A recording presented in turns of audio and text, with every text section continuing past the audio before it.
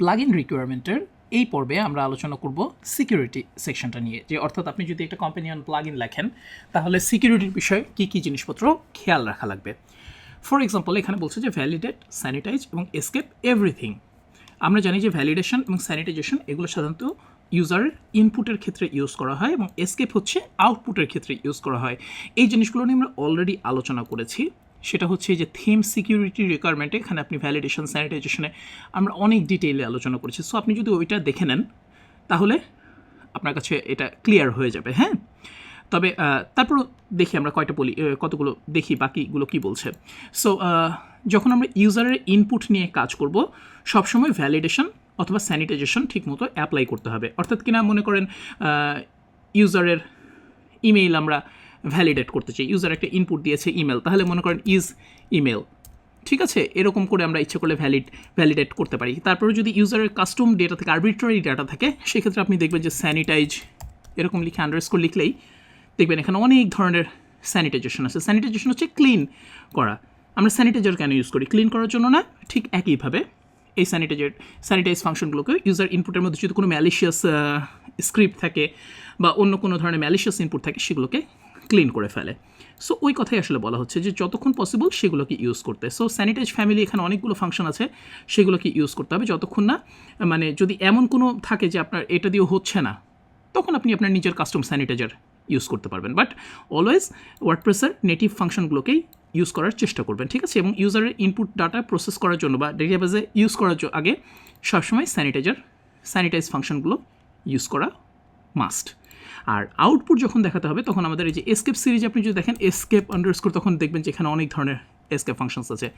So এগুলোকে use করতে হবে। ওকে, এগুলোর বিভিন্ন ধরনের এক একটা ফাংশনের এক একটা কাজ। ধরেন অ্যাট্রিবিউট ইউজ করছেন তখন এসকেপ এডিটিয়ার, ইউআরএল দেখাতে চাচ্ছেন তখন এসকেপ ইউআরএল, এরকম বা এইচটিএমএল কোনো একটা জায়গায় আপনি ধরেন সন্দেহ করছেন যে ইউজার হয়তো ভুলে এইচটিএমএল ট্যাগ ইনপুট দিয়ে দিতে পারে, সেগুলোকে আপনি ফিল্টার করতে চাচ্ছেন, তখন এসকেপ এইচটিএমএল। এই ধরনের অনেক ধরনের এসকেপিং ফাংশনস আছে। সো এগুলো দেখানোর আগে মানে ইউজার ইনপুটগুলো দেখানোর আগে অবশ্যই বা অলরেডি ডেটাবেস থেকে কোনো ইনপুট দেখানোর আগে, রেকর্ড দেখানোর আগে অবশ্যই সেখানে এসকেপ ফাংশনগুলো ইউজ করতে হবে। আচ্ছা, এখানে কি বলছে? When handling user input typically it's better to white list only allow user to input what you are expecting instead of disallow potential malicious input.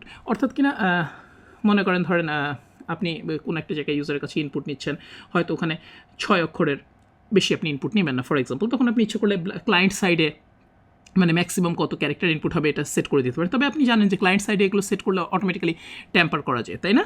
So অবশ্যই সার্ভার সাইডেও চেক করতে হবে। তো বেটার হচ্ছে অলওয়েজ ইউজারের কাছে যতটুকু আপনি নেবেন ততটুকুই মানে লিমিট করে দেওয়া। ওকে, যা যা নিতে চাচ্ছেন। ফর এক্সাম্পল যদি আপনি একটা ড্রপ ডাউন লিস্ট দিয়ে কাজ চালাইতে পারেন তাহলে তো ইউজারের কাছে ওখানে টেক্সট বক্স দেওয়ার কোনো দরকার নাই, তাই না?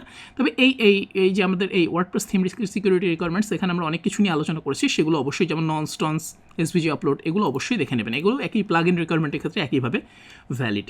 সো এই যেখানে বলছে যে ননস অবশ্যই ইউজ করতে হবে, ফাইন। সো এখানে কি বলছে? When writing custom DB queries always use. আপনারা জানেন যে যখনই ডেটাবেজে কোনো একটা এসকিউএল স্টেটমেন্ট রান করবেন অবশ্যই সেটাকে প্রিপেয়ার্ড স্টেটমেন্ট হিসেবে রান করতে হবে। প্রিপেয়ার্ড স্টেটমেন্ট নিয়ে যদি আপনার আইডিয়া না থাকে তাহলে আপনি পড়াশোনা করে নিতে পারেন। পিএইচপি ম্যানুয়ালেও আপনি মাইসিকিউএলের সেকশানে পাবেন, তারপর গুগলে সার্চ করলেও পাবেন। অনেক এই প্রিপেয়ার্ড স্টেটমেন্টের উপর প্রচুর টিউটোরিয়াল আছে। আবার যদি আপনি এখানে WPDB প্রিপেয়ার কোডেক্সে এখানে দেখেন, এখানেও আপনি দেখতে পাবেন যে কীভাবে প্লেস হোল্ডার ইউজ করে সুন্দর করে এটাকে প্রিপেয়ার করে নিচ্ছে। প্রিপেয়ার করলে আলটিমেটলি এসকিউএল ইনজেকশনের মানে পসিবিলিটিগুলো কমে যায়। ওকে, একদমই থাকে না। আর sensitive admin pages via current user can, অবশ্যই মানে কি বলা যায়, এই ক্যাপাবিলিটি চেক করাটা খুবই ইম্পর্ট্যান্ট। যদি মনে করেন আপনি ধরেন আপনার অপশন প্যানেলে বা আপনার প্লাগ ইনে এমন কোনো একটা পেজ আছে যেখানে কিনা আপনি সার্ভারের ইনফরমেশনগুলো হয়তো সবাইকে অ্যাডমিনকে দেখাতে যাচ্ছেন, এখন কিন্তু সেটা আপনি কারেন্ট ইউজার ক্যান এটা দিয়ে চেক না করেই দেখাই দিলেন, ফলে পরবর্তীতে দেখা যাবে যে একজন কন্ট্রিবিউটর বা একজন এডিটর বা একজন সাবস্ক্রাইবার সেও এসে হয়তোবা ওই পেজটা অ্যাক্সেস করতে পারছে, যেটা আসলে মানে কী বলা যায়, এক্সপেক্টেড না। সো এই ধরনের পোটেনশিয়াল রিস্ক অ্যাভয়েড করার জন্য সবসময় ক্যাপাবিলিটিটা চেক করে নেওয়া ইম্পর্টেন্ট। এবং ক্যাপাবিলিটি আপনি কী দিয়ে চেক করতে পারবেন? এই যে কারেন্ট ইউজার ক্যান, আপনি যদি কোডেক্সে যান এই ফাংশনটা দিয়ে আপনি এখানে ক্যাপাবিলিটি চেক করতে পারবেন, ঠিক আছে।